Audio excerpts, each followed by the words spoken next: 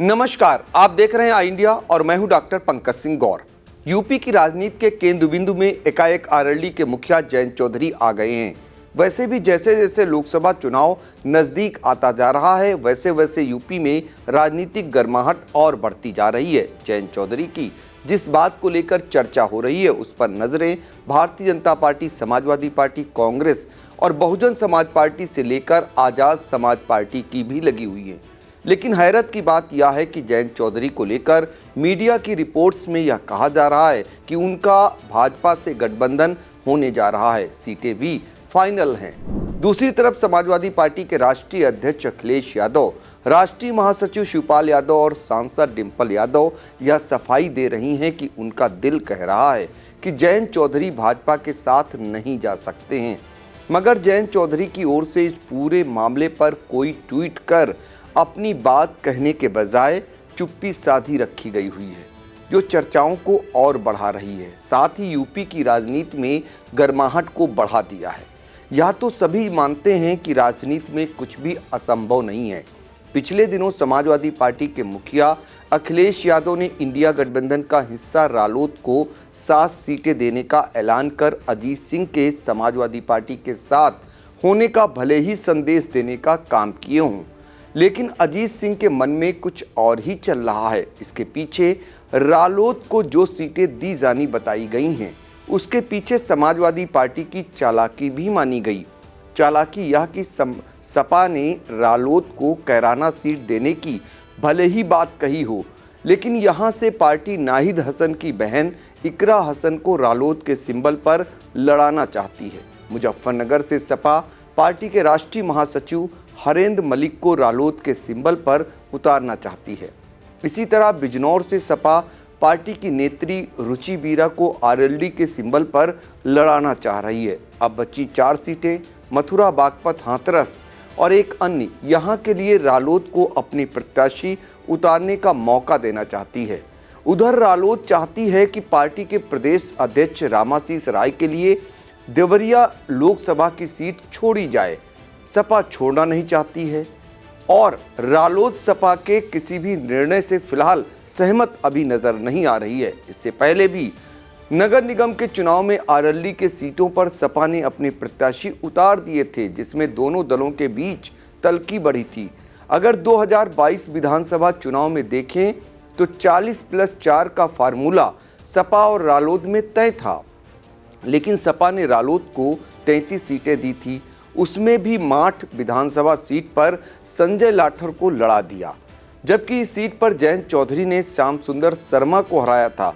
फिर भी सपा यहां से चुनाव हार गई, यानी रालोद चुनाव हार गई, जो गठबंधन से लड़ी थी सपा के साथ।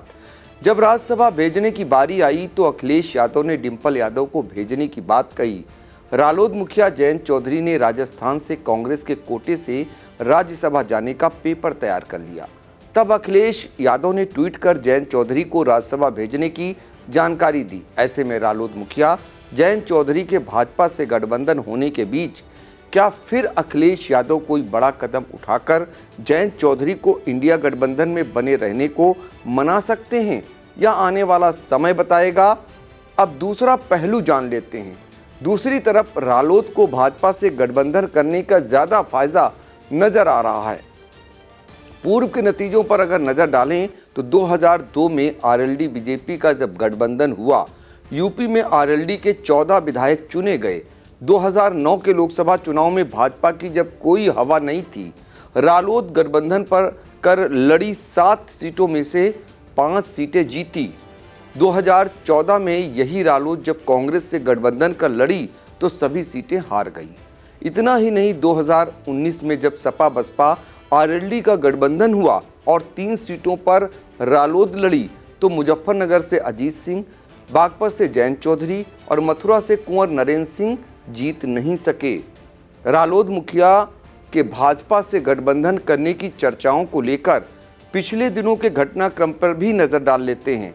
रालोद ने पिछले महीने युवा संसद आयोजित किया। 4 फरवरी को आगरा में युवा संसद आयोजित होना था।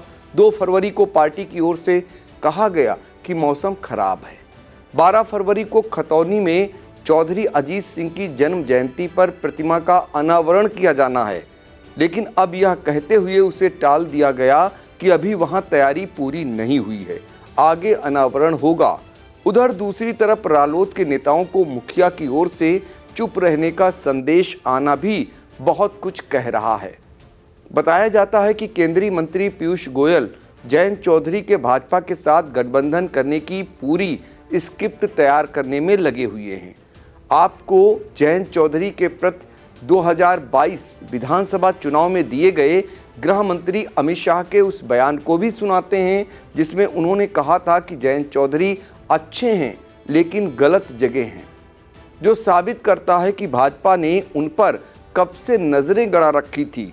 यह अलग बात है कि जवाब में जयंत चौधरी ने भी बयान दिया था और उसमें कहा था कि मैं चवन्नी नहीं हूं जो पलट जाऊंगा। पर नेता अपने बयानों पर अमल कब करते हैं यह सभी जानते हैं, बल्कि जो बयान देते हैं उसके उलट वह काम करने के लिए जाने जाते हैं। अब देखना होगा कि जयंत चौधरी को लेकर सपा मुखिया अखिलेश यादव जो कह रहे हैं वह सच होगा या जैसा खेला भाजपा करती आई है वैसा खेला जयंत चौधरी के साथ करने में भी वह सफल होगी। फिलहाल इंडिया गठबंधन में भाजपा की ओर से हलचल तो मचा ही दी गई है। फिलहाल लोकसभा चुनाव से जुड़ी हुई हर एक खबर को देखने के लिए आई इंडिया को आप सभी लोग सब्सक्राइब जरूर करें।